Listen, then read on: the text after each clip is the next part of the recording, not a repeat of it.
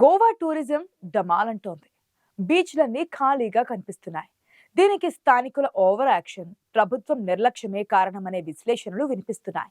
స్థానికులు చేజేతులా నాశనం చేసుకుంటున్న టూరిజాన్ని పక్క రాష్ట్రాల నుంచి వలసలు వస్తున్న వ్యాపారులు సొమ్ము చేసుకుంటున్నారు.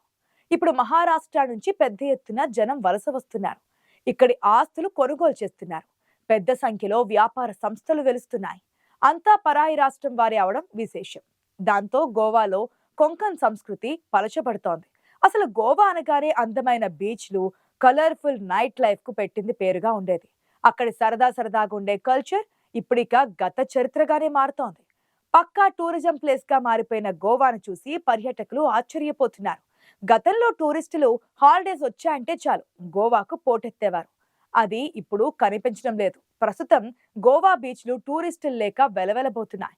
క్రిస్మస్, న్యూ ఇయర్ వచ్చిందంటే చాలు టూరిస్టులతో విపరీతమైన రద్దీ కొనసాగేది అక్కడ. అలాంటి గోవా ఇప్పుడు బిత్తర చూపులు చూస్తోంది. కొన్ని అధికారిక లెక్కల ప్రకారం 2019లో దాదాపు 10 లక్షల మంది విదేశీ టూరిస్టులు గోవాలో పర్యటిస్తే 2023లో అది 4 లక్షలకు పడిపోయింది. ప్రతి ఏటా హాలిడేస్ కు గోవా వచ్చే విదేశీ టూరిస్టులు ఇప్పుడు చలో థాయిలాండ్, వియత్నాం, శ్రీలంక, మారిషస్ అంటున్నారు. దేశీయ టూరిస్టుల సంఖ్య కూడా ఇలాగే పడిపోయింది. ఈ పరిణామానికి కారణాలను ఎవరికి తోచిన విధంగా వారు చెబుతున్నారు. ప్రభుత్వం మాత్రం అలాంటిదేమీ లేదని చెబుతోంది. హోటల్ టూరిజం సంస్థలు మాత్రం ఖచ్చితంగా గోవా తన ప్రాబల్యాన్ని కోల్పోతుందని కుండబద్దలు కొడుతోంది. ఇదిలా ఉంటే గోవా స్థానికులు మెరుగైన ఉద్యోగ అవకాశాలు, విద్య, వ్యాపార వృద్ధి కోసం విదేశాలకు వలసలు పోతున్నారు. ముఖ్యంగా పర్యాటక రంగం మందగించడం, మౌలిక సదుపాయాల కొరత వంటి సమస్యలు వారి వలసలకు దోహదపడుతున్నాయి. ముఖ్యంగా పర్యాటక సీజన్ సమయంలో కాకుండా మిగతా సమయాల్లో గోవాకు ఉద్యోగ అవకాశాలు పరిమితంగా ఉండడంతో వారంతా ఇతర ప్రాంతాలకు వెళ్తున్నారు. ప్రస్తుతం గోవాకు ఎవరో వలస వస్తున్నారు. అసలు గోవాకు చెందిన స్థానికులు ఇతర ప్రాంతాలకు వలసపోతున్నారు. అందుకు కారణం సుస్పష్టంగా కనిపిస్తున్నది ఏంటంటే ఇక్కడ ఓవర్ టూరిజం ప్రభావం చూపించడం మొదలైంది. విదేశాలలోనూ ఈ పరిస్థితి మనకు కనిపిస్తుంది అనుకోండి.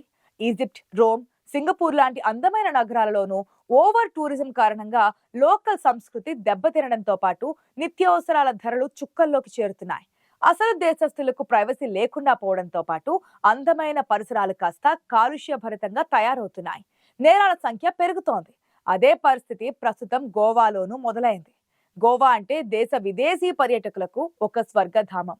కానీ అక్కడి స్థానికులకు మాత్రం నరకప్రాయంగా తయారైంది. చిన్న రాష్ట్రమైన గోవాకు వచ్చే అతిథుల సంఖ్య ఏటికా ఏడు పెరిగిపోతుండటంతో పెద్ద ఎత్తున హోటల్స్, రెస్టారెంట్స్, క్యాసినోస్ నిర్మాణాలు వెలుగు చూస్తున్నాయి. పెరుగుతున్న రద్దీ, కాలుష్యాలతో పాటు నివాస స్థలంగా ఉండడానికి కూడా గోవా ఇప్పుడు అనువైన ప్రాంతం కాదనే భావన బలపడుతోంది. దీంతో గోవా నుంచి వలసలు పెరుగుతున్నాయి. అందుకే ఇప్పుడు గోవా గాన్ అని తమ పరిస్థితిని వ్యంగ్యంగా పిలుపునిస్తున్నారు స్థానికులు. ఓవైపు ప్రభుత్వం చెబుతున్నట్లుగా గోవాకు ప్రతి ఏడు పర్యాటకుల సంఖ్య పెరుగుతుంటే అక్కడున్న స్థానికులు మాత్రం గోవా నుంచి వెళ్లిపోతుండడం అక్కడ కనిపిస్తున్న ప్రధాన ఆందోళన. నిజానికి గోవా పర్యాటకం అంటే కేవలం పాంజిమ్ నగరానికి మాత్రమే పరిమితమైందనేది కాదు. గోవా చుట్టుప్రక్కల సముద్రం, బ్యాక్ వాటర్ తో కనెక్ట్ అయి ఉన్న ఎన్నో గ్రామాలు పర్యాటక ప్రాంతాలుగా పట్టణీకరణ చెందాయి. దీంతో తమ గ్రామాలు ఇప్పుడు గోవన్స్ కి డెవిల్ విలేజెస్ గా కనిపిస్తున్నాయి. మనుషులు లేక వెలవెలబోతున్నాయి. కొన్ని గ్రామాలు గోస్ట్ టౌన్లుగా మారిపోయాయని అంటున్నారు. ఇప్పుడు గోవా మారుమూల ప్రాంతంలోని ఖాళీగా పడి ఉన్న ఇండ్లను పక్కనే ఉన్న మహారాష్ట్ర వ్యాపారులు తక్కువ ధరలకే కొనుగోలు చేస్తున్నారు. దాంతో ఇక్కడ సంస్కృతి పలచబడుతోంది.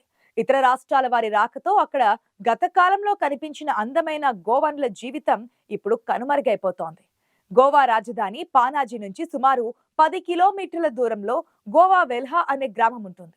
అక్కడ ఎటు చూసినా 17వ శతాబ్దపు సంప్రదాయాలను ప్రతిబింబించే విధంగా ఇళ్లు కనిపిస్తూ ఉంటాయి. అందమైన చర్చిలు, సెయింట్ ఆండ్రూ చర్చ్ సెయింట్స్ తో సాగేటువంటి రియలైజేషన్ ర్యాలీలకు ఈ గ్రామం పెట్టింది పేరుగా ఉండేది. ప్రపంచవ్యాప్తంగా కీర్తి గడించిన 31 మంది క్రిస్టియన్ సాధువుల బరువైన విగ్రహాలను మోస్తూ ఆ పశ్చాత్తాప ఊరేగింపుతో గోవా వెల్హా కనిపిస్తూ ఉంటుంది. అయితే స్థానికులకు మాత్రమే ఈ అవకాశం దక్కేది. కొన్నేళ్ల నుంచి ఇతర క్రిస్టియన్ భక్తులకు కూడా ఈ అవకాశం లభిస్తోంది. అందుకు కారణం స్థానికుల వలసలని అంటున్నారు గోవన్స్. గోవా వదిలి యూరప్ దేశాల్లో సెటిల్ అవుతున్న వారి సంఖ్య ప్రస్తుతం రోజు రోజుకు పెరుగుతోంది. దీంతో ఇతర ప్రాంతాల నుంచి వచ్చిన వారికి ఇలాంటి గోవాలో మాత్రమే కనిపించే ప్రత్యేకమైన సంప్రదాయ ఊరేగింపులో స్థానం లభిస్తోంది. సాధువుల విగ్రహాలను భుజాన వేసుకొని తిరిగేవారు స్థానికంగా లేకపోవడంతో బయట నుంచి వచ్చే పర్యాటకులు భక్తులకు ఈ అవకాశం కల్పిస్తున్నారు. ముఖ్యంగా ఈస్టర్ టైంలో ఈ ఊరేగింపులు కనిపిస్తూ ఉంటాయి. ఇప్పుడు గోవా వెల్హా లాంటి చుట్టుప్రక్కల ఎన్నో గ్రామాల్లోని స్థానికుల ఇళ్లకు తాళాలు వేసి కనిపిస్తాయి. లేదంటే కేర్ టేకర్స్ నివసిస్తూ ఉంటారు. ఒక గోవా వెల్హాలోనే సుమారు 1800 ఇళ్లలో మూడో వంతు విదేశాలకు తరలి వెళ్లిపోయారంటే అతిశయోక్తి ఎంత మాత్రం కాదు. దీంతో ఎన్నో విలాసవంతమైన భవనాలు ఈ చుట్టుప్రక్కల తాళాలతో కనిపిస్తూ ఉంటాయి. గోవాకు 10 కిలోమీటర్ల దూరంలో ఉన్న గోవా వెల్హాదే కాదు ఈ వలసల దుస్థితి.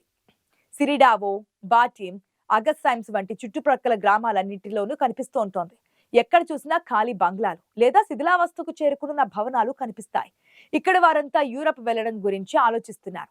దేశ విదేశీ పర్యాటకులేమో గోవా వైపు చూస్తుంటే, మరోవైపు అందుకు భిన్నంగా గోవన్స్ యూరప్ వైపు చూస్తుండడం స్థానికులకు ఆందోళన కలిగిస్తోంది. అయితే గోవన్స్ కు వలసలు కొత్తేమీ కాదు. శతాబ్దాలుగా ఇక్కడ వారు తూర్పు ఆఫ్రికా, ఆసియాలోని ఇతర ప్రాంతాలతో పాటు పర్షియన్ గల్ఫ్ వంటి ప్రాంతాలకు మహాసముద్రాల మీదుగా వెళ్లి వస్తూనే ఉంటారు. చాలా మంది ఆయా దేశాల్లో సెటిల్ అవుతూ ఉంటారు.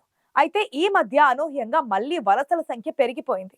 ఉత్తర గోవాలోని తిస్వాడి తాలూకాలో బాంబోలిం, సిరిడావో, గోవా వెల్హా, బాటిం, అగస్సైమ్స్ వంటి గ్రామాల నుంచి 1990ల కాలం నుంచే యూరప్ దేశాలకు వలసలు మొదలైపోయాయి.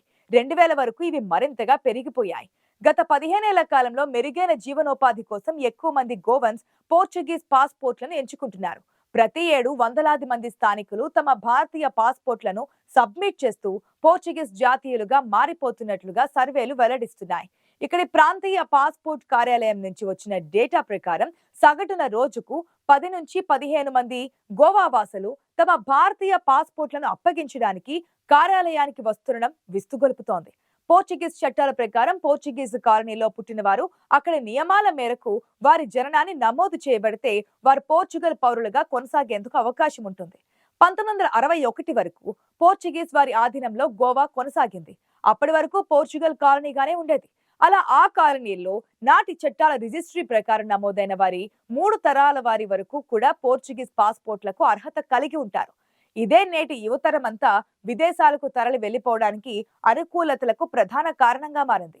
గోవా పక్కనే ఉండే సిరిడావోలోనైతే సుమారు 70 నుంచి 80% ఇళ్లకు తాళాలే కనిపిస్తుంటాయి మనకు. సాంప్రదాయకంగా ఈ ప్రాంతంలో చేపలు పట్టుకొని బతికే మత్స్యకార సమాజంలో సుమారు 3000 మంది ఇప్పుడు సిరిడావో వదిలేసి విదేశాలకు తరలిపోయారు. ఈ క్రమంలో గోవాలో దొంగతనాలు పెరిగిపోయాయి. గోవా చుట్టుప్రక్కల గ్రామాల్లోని తాళాలు వేసిన ఇళ్లే ఇప్పుడు అక్కడి దొంగలకు టార్గెట్. బంగారం, నగదు ఉంటుందేమోనని వస్తుంటారు. కొన్ని సమయాల్లో ఏం దొరక్కపోతే నీటి కుళాయిలు కూడా దొంగలు ఎత్తుకుపోతూ ఉన్నారు. ప్రస్తుత గోవా యువత ఎక్కువగా యూరప్ వైపు చూస్తుండటంతో క్రీడలకు పెట్టింది పేరైన గోవా ఇప్పుడు దేశంలో వెనుకబడిపోతోంది. ఏది ఏమైనా స్థానికులు గోవాను వదిలి విదేశాల బాట పడుతున్నారు. గోవా బయట వాళ్లకు స్వర్గధామం అయితే స్థానికులకు నరకప్రాయంగా కనిపించడం ఒక విషాదం.